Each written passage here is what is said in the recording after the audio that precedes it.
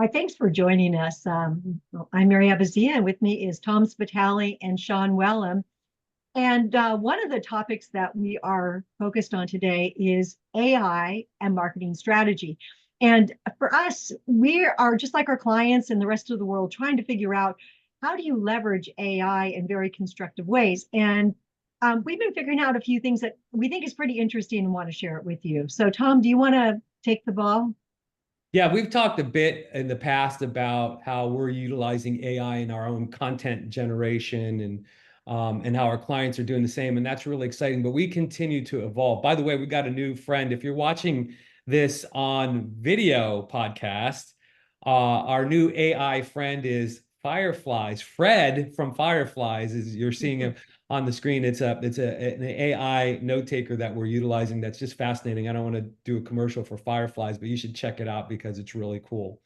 What we are figuring out, because we are doing this for clients, is how AI can absolutely revolutionize the strategic planning process. Some of the problems that our clients talk to us about when it comes to strategic planning is maybe number one, or at the top of the list, is the sheer amount of time it takes. The planning cycles go on and on and on. And a fair amount of that time is spent on just analyzing the markets. What's going on with market? What's going on with customer? What's going on with competitor? How has that changed over the past year?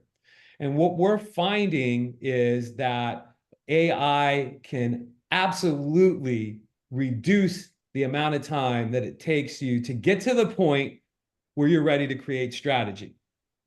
If you've worked with us, you know you don't leap the strategy. You spend a lot of time analyzing market, customer, competitor to get to the point so you can figure out who should you segment and target and position against, and what's your current state, of strengths, weaknesses in a customer centric way. What's your ability to win? Even in our workshops, those things take more than half the time of a workshop. Well, here's what we're finding out. We've had some clients who have been forwarding to us their market research reports, and some of them are giving us access to doing some customer interviews, just over the phone, qualitative interviews to supplement whatever they have. And by utilizing our own AI system, that includes just the ability to process lots of information at one time, but also includes asking the right questions about that information, we can get them to the point where they have the analysis part of their plan done almost immediately, within days. What this is going to do is it's going to revolutionize how they do their planning, because what's the most important part of it? The most important part is figuring out the strategy and knowing what you're going to do, and spending the time that you have with your team, not just rehashing what is happening in the marketplace now, but getting to that point where you can change the game in your favor and spending more time on strategy. So we're really excited about that, and we just wanted to talk a little bit about that today on our podcast.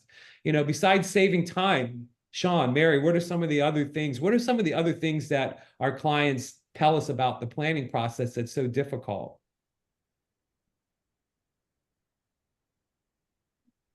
Okay, Sean, I'll go. I was gonna let you go, but if not, I'll go. I want to say a little bit more about what Tom, how he's laying it out, because you can do this for yourselves too. Is when we do the interviews, our friend Fred, the Firefly, we have transcripts from the interviews that we can load in. We often use a spreadsheet to do his Vietnam card sort, so we have that can be loaded in, and then of course we go and ask chat GPT, or any of them, being how who are the who's the key stakeholders, who are the customers, and who are the competitors. So with all of that information, it sets the table. And so once we have all of that, or our clients, together we share that with them, we have all of that first part of the planning process where you assess the market, customer, competitor. That's all on the table. Now you get to do the fun creative part and say, okay, if this is what the competitors are saying and this is this is the customer needs, it gives you a lot more time and freedom to be able to really brainstorm and come up with unique ways to change the game in your favor. So that's, I wanted to add a little bit more on how it adds time because you have all of that ready. And then you can invite the right people into the room to really be innovative and creative. So, yeah. Sean? I think also if you look at what we do traditionally through a workshop is we accumulate knowledge. Bunch of people in the same room with tacit knowledge of their business, and we extract that through a series of tools and processes. And what we develop is really a grand hypothesis. It's very often accurate, but nevertheless, it's a hypothesis for testing. And the next stage after the workshop is to take those ideas, those segments that you've targeted, those positionings that you've identified, those value propositions, and to test them in the market and then adjust based on feedback. Because as we know, strategy is iterative. It changes as we get feedback. And what AI does, it doesn't give you a strategy because it can't do that. It doesn't have the depth of knowledge, but it accelerates the process of getting you to a testable hypothesis. So AI can't know who are the main influencers in this market. It can speculate based on its training data, but it's like 90% of the work is done when it says, this is what I think. And then the people who know can contribute and say, yeah, that's really accurate, or they've missed this person, or actually that person's not quite. So that they'll use their tacit knowledge to refine. As we all know, refining an opening is easier than starting with a blank sheet of paper. So I think what AI does potentially is condense that 2 to 3 day hypothesis creation down to an afternoon's worth of hypothesis creation. And then we get to not create, but to analyze, design experiments and move forward. I think it accelerates the process and increases the flexibility of the tool. So I want to say two things. One is Sean, you scare me when you say we extract information with tools. It just, but it's a good statement, but it's a scary statement unless you know what that means. And then the other thing that I really liked what you said is accelerate the process to get to a testable hypothesis. You always have some brilliance that pops up, and I think that was one of your brilliant statements. Thank you. We call it over this side of the pond, just being a Brit is what it's known as universally. But yeah, it is what we do. But I think the notion that Sean is brilliant. The point I really want to sorry, I've got a phone ringing there. The point of this that I really want to stress, though, is that because a lot of people might think, and this isn't self-preservation, please don't think we're trying to put you off. People think, well, I've got ChatGPT. Everyone's got ChatGPT. It's $20 a month. I don't need anyone else. I'll just put in there, what's my strategy for my ice cream vending business? Well, good luck with that, because it's about how you use it in conjunction with known data. With things, we often talk about data in terms of things we know, things we think we know, but we need to confirm, and things that we would like to know and we need to find out. You've got to have a rich idea of your state of knowledge, and then you use AI to start to enrich that. And once you've enriched that, it's like I'm making bread now. I'm kneading as I'm going here. And when you get it oven ready, then you can take it to the next stage. And what AI will do is help you, but it won't replace anything. It's an aid to getting where you're going. It's not a replacement. You can't just rock up and type in, give me a strategy. It doesn't work that way. You've got to know how to use it in each step, which is why a combination of that plus our proprietary process, our toolkit, works so wonderfully well together. It just compresses what took 3 days into maybe 3-4 hours. That's so true, Sean. You can't just go to AI and say, give me a strategy. That's not going to work, as you said.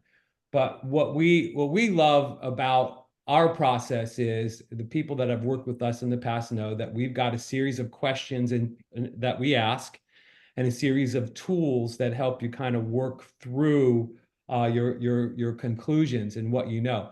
What's great about AI is if you've got 4 or 5 research reports, rather than spreading them out in front of you and trying to summate and make sure that you've captured all of the insights from that as you create a stakeholder map or a segmentation approach, AI does that perfectly for you, right? So it can funnel a whole bunch of information into a great tool or a great question that you ask in your planning process. So we're not saying we have the only marketing strategy planning process in the world. You may have a great one at your company. And I guess what we're saying is this is a way to combine AI and what is your proprietary process, put them together, and now you're creating an amazing hypothesis in a fraction of the time.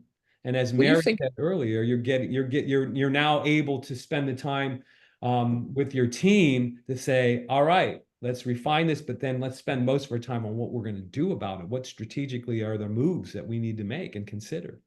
Well, do you think of it like this? Without naming names or locations, Tom, you and I have worked on an account where we started off with an in-person workshop that was the basics, the understanding the fundamentals. We then reconvened a few months later, and it was in a country we both enjoyed going to, so there was no hardship for us, but we went back with an advanced class.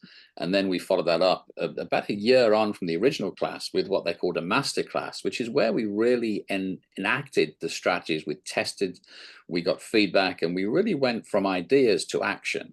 And that took a year. Now, okay, it took a year because there's only so much time you can spend in a classroom, right? You've got real jobs to do as well as the real jobs we do in the classroom. But nevertheless, it took a year. If we had to do that again, we could develop remotely, online, whatever you want to describe it as, the basics we can teach online, right? We have that. We've covered that technology. This is not what we're talking about today, but we have videos and tools that people can use online. So we do the basics. We even do the data gathering part with AI collaboratively, but nevertheless remotely and quickly. And then the only time we need to get together is for the masterclass. You've skipped 2 semesters of the degree, and you're going straight to guns at the end of it. And you can do that in the space of 2 or 3 months. If anyone out there is thinking, I haven't got time to come up with ideas, I need results, you can get to the results page a lot quicker, 4 times quicker than we did before. Yep. For me, I was recently in a class, and the group was working on trends. And of course, AI shows up on everyone's trends list now, the prioritizer. And the conclusion was, because we always say, what are the implications to customers and then the implications to us? And the implications, they said, is that customers are just going to use AI and they won't need us for any customer training or anything. And I was just, I don't know, usually I keep my mouth shut a little bit, but I was like, no, that I so disagree. And it's because we have this experience where we're seeing so much value, but there is this belief too that AI is going to kill jobs or replace marketers. And I just don't see that. I think people that really are creative and even just start to get their hands dirty with some of what we're describing are going to find that it just takes what you're doing to a whole new level. Of course, you can do it faster. You can do it, you get the table set faster. But I think that it's going to open up even more doors than you realize. So I'm taking a hard stand on AI is going to really help for a long time. It may replace all of us long term, but for a long time, I think we're not afraid of it. We're not afraid of AI. Here's the point. Here's the point. It will. There's no need to worry about it for the simple reason that as long as it stays as a large language model or a generative model, which it is now, you're right, Mary. It's never going to replace anything. It's going to enhance things. It's going to make jobs better. It's going to make things more efficient, but will not change the end result of getting results. That game will still have to be played. Just that the playing field's changed a little bit, but for everybody. So it won't make any of these things go away. If it ever grows to be artificial general intelligence, where it actually has what you would recognize as an intelligence, then it's only a short step to becoming an artificial super intelligence, and then it will replace humans anyway, probably. Oh, so right. kind of, once you do have to worry about it, it's too late to worry about it. It's too late. It's too late. Look, so let me bring us back to today for What, you don't want to go down the Terminator 2 transcript? No, I'm so excited about this. I don't want you to rain on my parade. But what here's some things. If you're going to try this at home, okay? If you are excited about what we're talking about, and you're saying, look, yeah, I need to really look into this and really kind of revolutionize our strategic planning processes at our firm. Here's a couple of things that we are learning. One of the things that we are learning is that AI needs to be taught what good looks like in strategic marketing. And so what we have done with our own system is we've taught it what good looks like, what's the right questions to ask, and what are the tools and processes that you need to really not miss anything that's going on in your marketplace, and how to take all the data and information that you can put into an AI system and sort of funnel it towards, the right output that allows you to strategically analyze your market. So that's the first thing is you need to teach your system what good looks like with strategic marketing. The other thing that we're learning is the beauty of it is you can put a whole bunch of your company's market research into it, right? But the question is that research biased? Is it stacking the deck in favor? And what we're finding is that you can teach your artificial intelligence, your proprietary engine, if you will, like we have, is to go out and to look for any bias and also use all of its resources, not just limit itself to the market research reports from your company, but use all of its resources to say, hey, what's been missed? Is this seem like it's biased? Is there a way to, balance this thing out so we've got the true cold shower of reality that we can build our strategy off of? So that's some of the things that we have learned so far about how you use this wonderful technology in a very, very powerful way to transform strategic planning processes.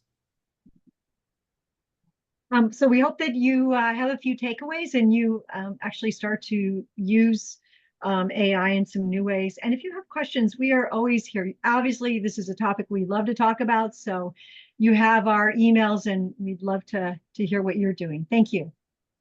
Thank you.